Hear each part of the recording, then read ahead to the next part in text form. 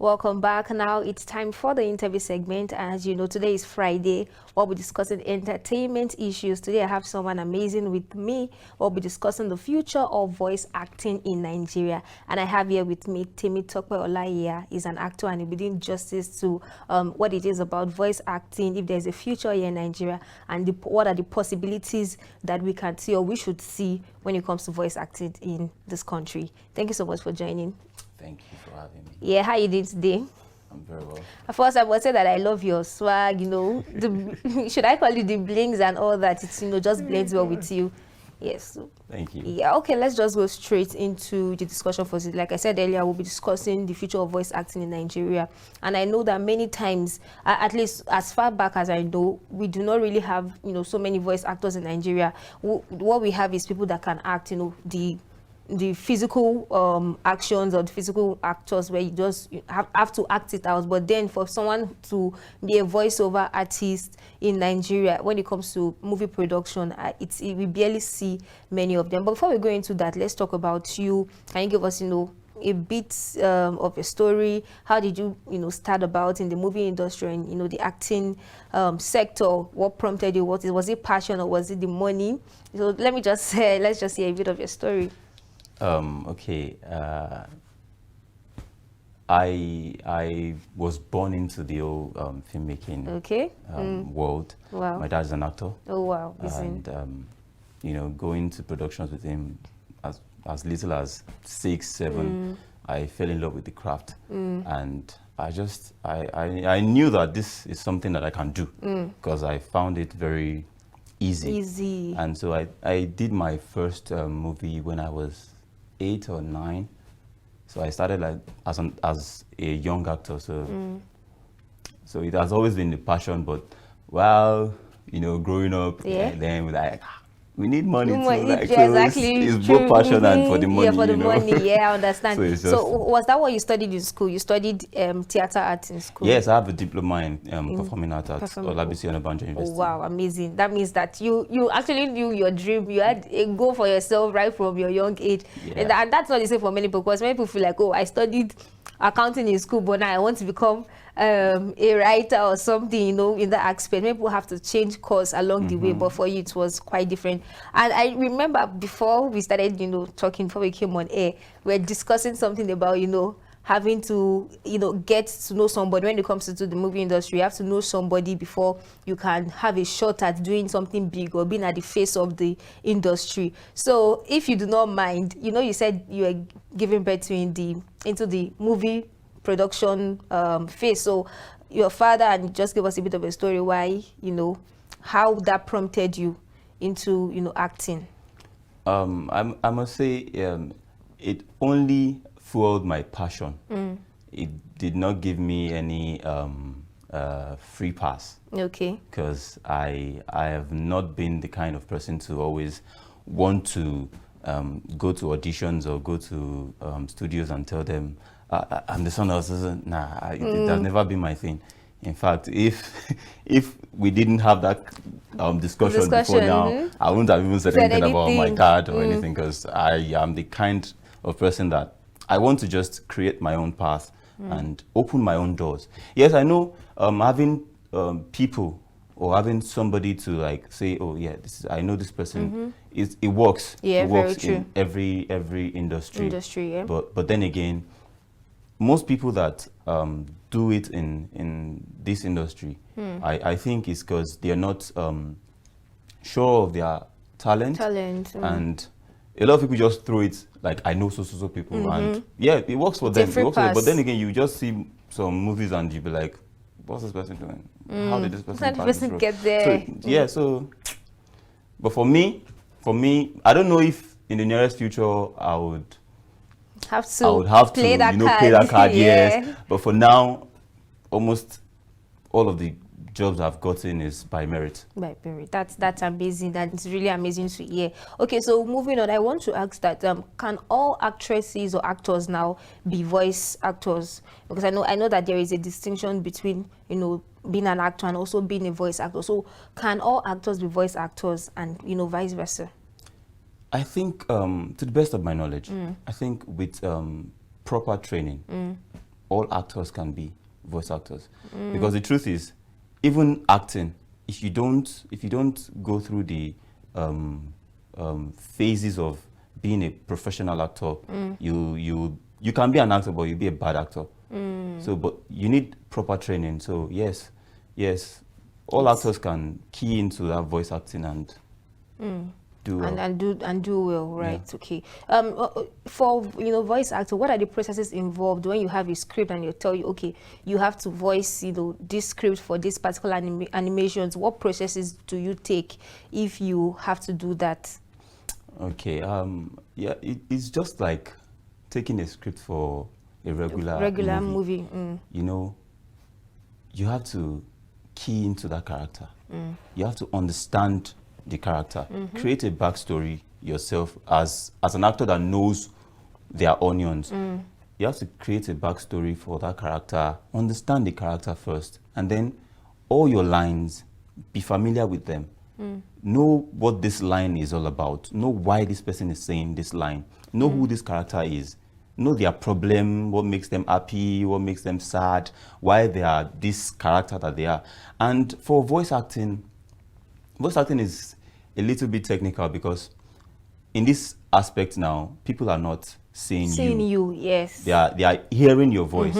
And it's even better with animations. Yeah, okay. It's more difficult with radio acting. Oh, wow. Because you want people to actually picture whatever you're saying. So you have to like key into that character while delivering your lines. Gestures, facial expressions, they are all important. Even when we will not be using them, we will just be hearing your voice. Because the truth is, I can say any line without expressions, without gesticulation, and it will just be blank. If I just say, I love you. That's just, but when you put expression, you put passion into it, you put the feeling into it, and that's just voice acting for you. You have to do it like the regular acting, but it expects you to act larger than life. So you have to like go all in. Do like, oh God, I love you. Do you understand? Yeah, so you have to, even if people are not seeing you, still have to feel and picture that, oh, this is it. This is what this person is trying to say, and they have to have that perfect picture in their head. So yeah, so I think that this is why many people do not actually want to go into it, because it's very easy for me to look at you and then try to act whatever it is that I'm supposed to act, but then having to do it virtually, or having to do it without anybody seeing me, that it brings in a kind of level of, since nobody's looking at me, I can do anything I want to do, right? So would you say that it's difficult than the regular acting? Is there something that you would say it is more difficult than the regular acting? Yes and no. Okay. Yes and no. It is difficult for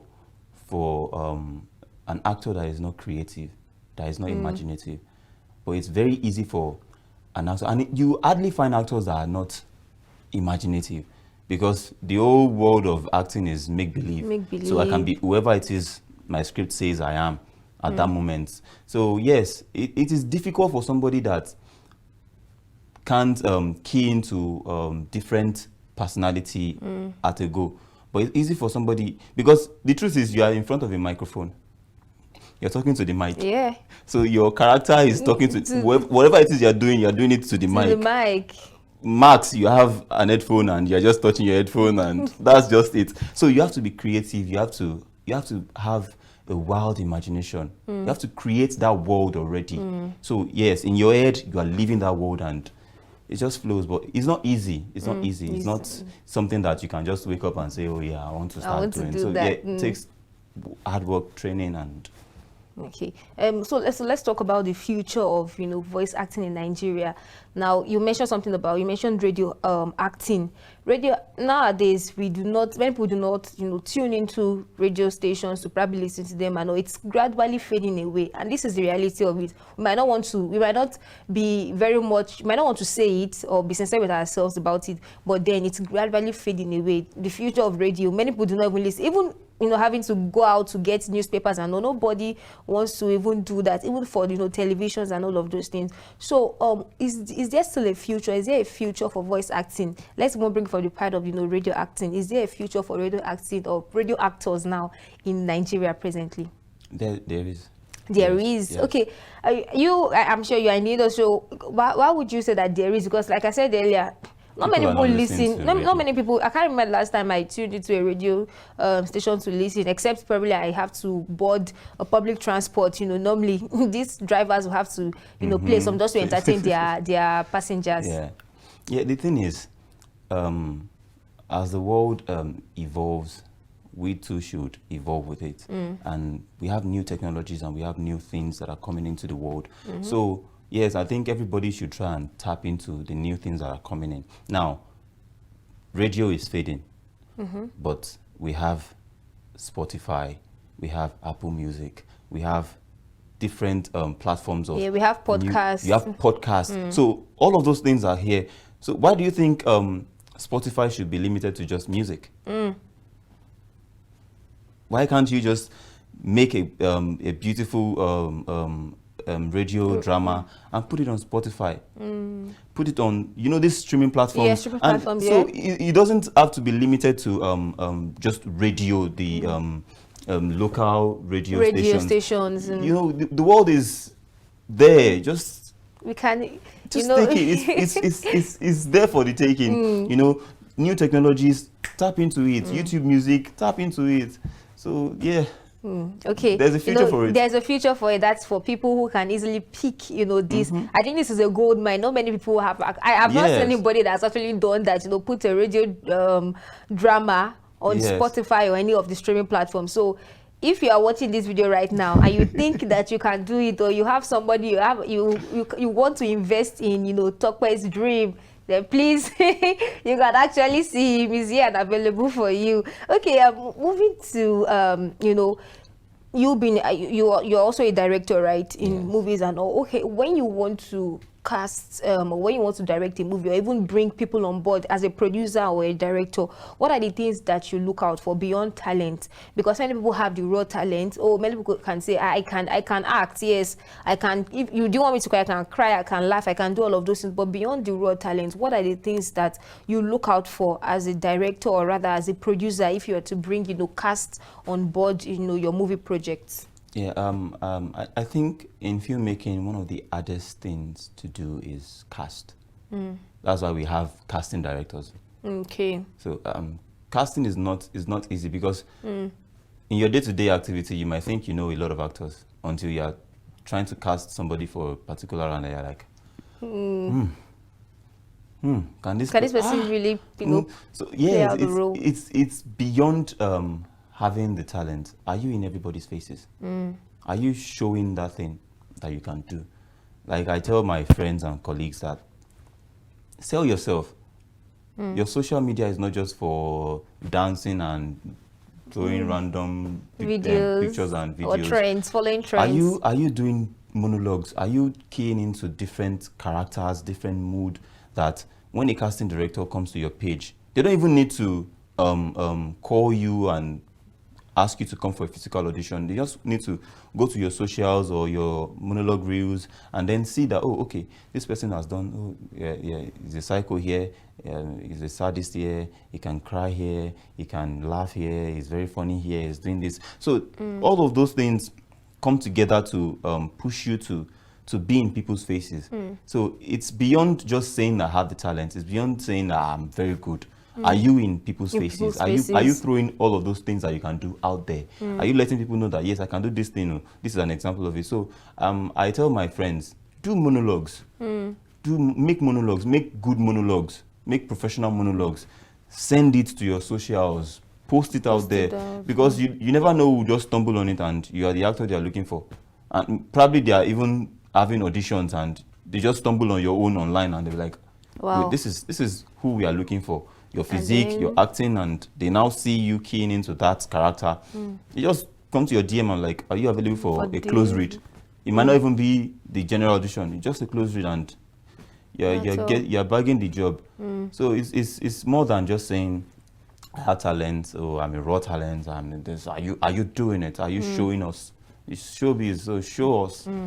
Okay. So, yes. So for new actors, for upcoming actors, what would you say about the fact that, you know, how has the acting industry, the movie industry rather, how far or how well have they accepted, you know, upcoming actors? Nowadays, I see movies and then I literally see the same cast over and over. This person in this movie, that person, you know, by the time you see the trailer of the movie, you see the title, you already have an idea. Okay, I think this person will be there, this person will be in the movie, and it's more like, oh, unless this person is in this movie, unless this actor is in this movie, then it's not going to sell all of those things. So how well would you say that the movie industry or Nollywood now have come to accept upcoming actors?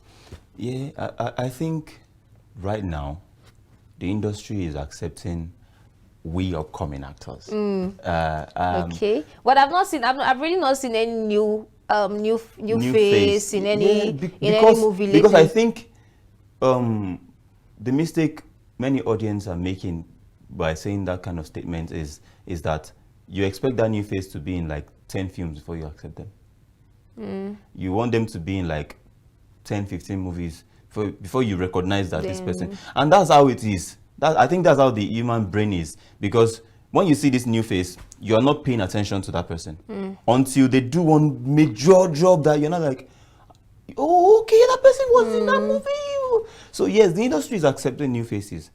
It's not like 100%.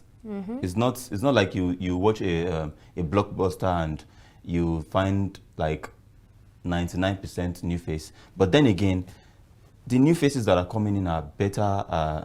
They are accepting new faces unlike before, unlike how it used to be before, that you barely see a new face. You just see them as extras, and even when they call for auditions before those days, we know that we are coming to do extras, even if you get picked. But now we have a shot. Now we have a shot. When you go for auditions, you have a shot that, oh, I'm eventually play lead or sub lead. So yes, the industry is accepting new faces now, and it's good. It's good. I have a couple of friends that are doing big jobs, and I'm happy for them, because when it comes out, people are like, so new faces are coming up now, and it's good. It's good. The industry is accepting new faces. Yes. Okay. Better than before. Okay. Also on directing or being a director, do you think that all directors can act, and can anybody or does anybody who can act direct a movie? That's to the best of my knowledge, I think all directors can act, because it is very very difficult to be able to tell an actor to do something that you have zero idea about. It's not easy. How do you want to correct them? You can just tell them, no, this is not what I'm envisioning. You have to act like this, or do it like this. Why I said I think all directors can act is, most of the directors I've worked with, they are the kind of directors that when you're not getting that thing they're picturing, they will like, okay, watch. I want you to sit down like this and do like this. And they're acting. They're acting. And yes, so that answers that part that I think all directors can act, because there's no way you would want to correct or reshape an actor into what you have the vision in your head when you can't do it. It's not. I don't think there will be a success in that production. You just be left with taking whatever the actor gives you. So yes, all directors can act, but on the aspect of if all actors can direct, no. Because directing is not just talking to the actor. Okay. You know, for the relationship between the director and the actor now, the director is just telling the actor what to do. Yes. The director is telling almost everybody what to do too. He's like the general overseer of that movie. It is his movie, so he knows, he has an idea of the camera, what the DOP should do. He has an idea of the kind of makeup he wants. He has an idea of the kind of costume he wants. He has an idea of the kind of art direction, the sets he wants on that. So you see that he's like in all these departments. But an actor is just there to come and act.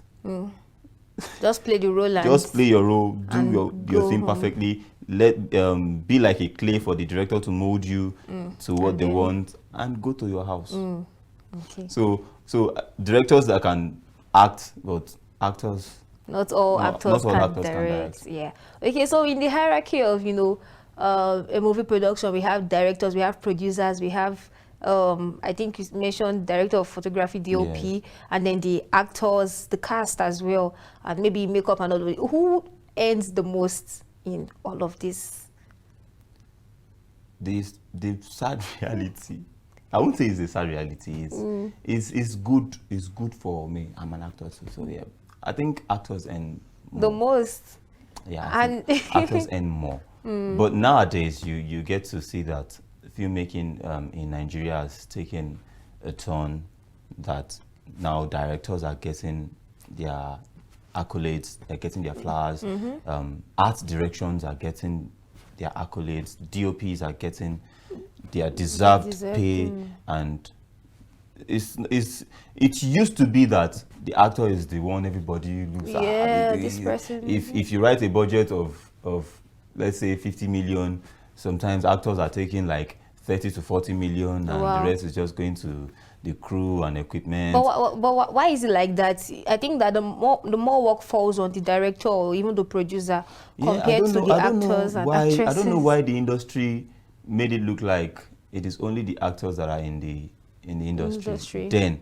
But now I think people learning and going to workshop, they understand their craft better. People now know their onions better. They know that, oh, this thing is my work and I need to be paid for it. I need to get my due payments for this thing.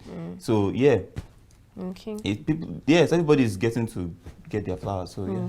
Everybody's getting to also get their flowers. Let's talk about investment in movies, especially for independent, producers or people, independent filmmakers. How well do they get investment? If you have a movie, you have a perfect, amazing movie idea, but then you actually need money to run it, because I know for sure that to produce a movie, you need all the money that you can get. There's actually there's nothing like too much money. Every single penny that comes in, you have a budget for it. So do you have investors, or how is it that in Nigeria there's so many investors for independent filmmakers, or especially the fact that if you're not a celebrity, is there anybody, or do you see people come up to give you a chance, or you and your colleagues a chance when it comes to making a movie? Okay, let me start from being an indie filmmaker.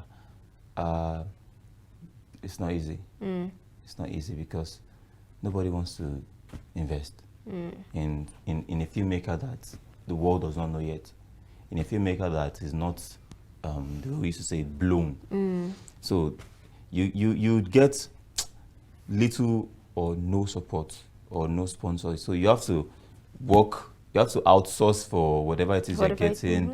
And then come and bring it into filmmaking. It's not as if it is that your idea that is going to get you a sponsor. And the reason is because in this part of the world, in Nigeria, the government hasn't seen filmmaking as a source of as a mind space that you can actually make money from. Because if they have, they would invest. And something that the government is not investing in, you don't expect a businessman to come and invest, because the natural businessman's brain is, how do I make my money back? Is this thing going to give me my return of investment? Am I making sense? Am I going to make money from this thing? It's not just putting in money; they want to make their money back and then make interest too. Yes. So, and something that the government is not even pushing. You don't expect people to just come and invest. So the only people that can get businessmen to invest in them are filmmakers that have blown, filmmakers that are out there already, that are established, the superstar filmmakers and superstar producers and superstar actors. So they have a name to their script or to their proposal. They have a name that, oh yeah, my name is also thing and I want to. People would still gamble. Investors will still gamble with that. Okay, this person has a name and they've done one or two projects that has made money, and so yeah, it's something I can. But unlike Olaiya Temitope, that is still a fast rising actor or a fast rising filmmaker that is still struggling with his career. Why will I put my money there? Will I make my money back from him? So yeah, and it all boils down to distribution too. Okay. Until we have a solid structure for distributing our project, I think people will rush in, but for now, it's not easy for independent filmmakers to just get funds too. So we mostly outsource. We go and do other works to get money to make film ourselves, you know. So when we eventually make something that is good, that is when most of these people are like, oh, okay, the camera they used is good. Their project is fantastic. It's excellent. They spent real money. They used so actors. They did okay. I think I should invest. And it's not always like that. But then again, some people still have. They are still lucky to get that kind of chance. So it's not easy. It's not easy. It's not easy. On distribution, is it that can you just give us some what exactly is it, what exactly is it about distribution? Do you have to like take your movie down to streaming maybe a media house and tell them, okay, this is my movie, can you air it or can you play it and all of those things? So what exactly is the challenge surrounding distribution? Is it that you take it to the cinemas or you take it somewhere and they tell you, oh, we cannot play this, you can accept you pay a certain amount of money? So yeah, just give us a bit of distribution is almost like investing too, because whatever platform wants to take your movie, they are also looking at how your movie will impact their own platform. Will it draw people to come and watch, or will it make people say, "What kind of nonsense is this on your platform?" On your platform. So it is not easy to get your job to big platforms. That's why we thank God for YouTube. Thank God for YouTube that you can, but it's not also easy to start making money off YouTube too. You have to get to a certain landmark before you start making money from it. But going to cinema with your job, the cinema has their own criteria. Almost all of this distribution platform, they have a certain kind of criteria that they have to put on your film to accept it. So if it doesn't meet that cutoff mark, then it is not acceptable. And you are an independent filmmaker that you struggle to make that movie, I doubt if you would make that desired cutoff mark with little budget. Do you understand? So that's why distribution is very difficult for an indie filmmaker, except if the platform is investing in your pre-production before you even start. So you have enough budget, you have the right budget, not even enough, the right budget to make that movie. But if you just make your movie and it's very hard. Wow, I can imagine. Okay, so we're actually running out of time, but I would like us to wrap it up. But before we do that, I'm sure there's somebody watching out there and is like, oh, I want to become a voice actor, I want to probably go into radio acting, I want to I want to be a voiceover artist for animations and all of those things. So what would you tell them? What's going to be your advice to them? Like, okay, of course there's money in the industry, once you become a popular face, you would that's like you are on a roll, getting the money every single day. That's why many people want to come into the industry. So what advice would you give to someone who is watching out there and is like, okay, I want to start this, Temitope is into this and I think that I can also give a shot at this movie thing? Yeah, I would say go through the proper channels, learn, educate yourself, practice, rehearse. We have different platforms that you can just type into and then get insights, tips. Just equip yourself, because one of the mistakes that many people make when they want to come into the industry is they see the gold, the fame, the goodies that is there, and that's what attracts them. So they think, oh, they can do it, and eventually they now say, this thing is not easy. But if you equip yourself and you know your onions, you try and build a career. And it's just, filmmaking is just like, or acting, voice acting profession is just like every other profession there. You can't jump into an hospital and just start treating anybody. You have to go through the process. You have to learn. You have to work hard. You have to be a professional before you come into it. So yes, and the good thing about acting and voice acting is that there are materials online that you can learn from. Equip yourself, learn, continue to learn and equip yourself. You're welcome to join. The industry is open to everybody. Everyone. no matter the age, no matter your age, the industry is open to you. You are needed. But learn, equip yourself, know what you're doing, know your onion so that you will not rush. You know, you don't want to rush and then go and jam. They'll say, go and jam motor, go and because jam if you're rushing, you rush out. Like my godmother says. Exactly. Thank you so much for joining. I really enjoyed our conversation, and maybe I'll also give a shot at this acting thing, because it's not acting, make believe now. You're welcome. Thank you again. Thank you so much. Yes, so we've got a short break to continue with Daybreak Africa. Just stay with us.